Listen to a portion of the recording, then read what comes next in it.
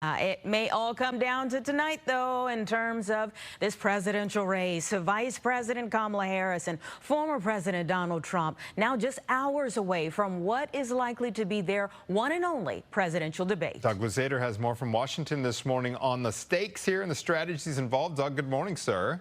Good morning. All right, so after the last debate pretty much drove President Biden out of this race, what are the expectations for this first and perhaps only meeting between Trump and Harris?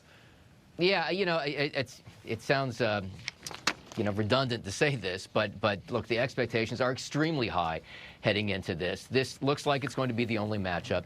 They've both been preparing in very different ways, as we've talked about. Kamala Harris has spent several days off the campaign trail in intense kind of behind-the-scenes preparations where she goes through mock debates and so on.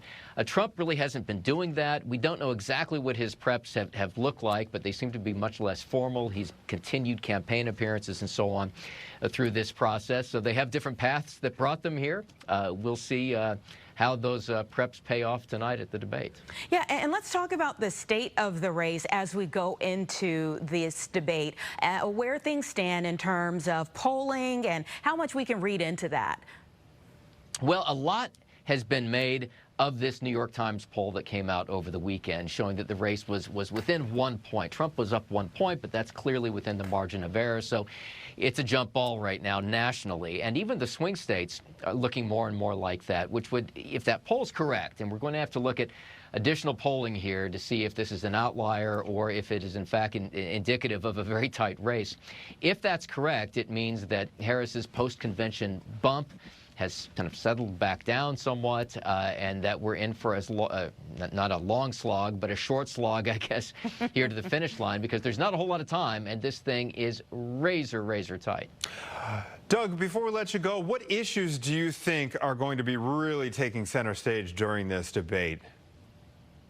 Well, a lot will depend on the moderators, what things they want to get into. The economy is the #1 issue for voters. That's been consistent for a while. We may see some foreign policy get in there as well in terms of what happened in Afghanistan, what to do about the situation between Israel and the Palestinians.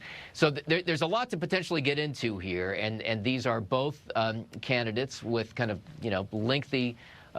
lengthy public service resumes, lengthy records. So there are a lot of issues to get into tonight. Well, all eyes will be on it for sure, and I'm sure we will be talking to you tomorrow as we unpack what takes place. Thank you, Doug. It sounds good. Thank you.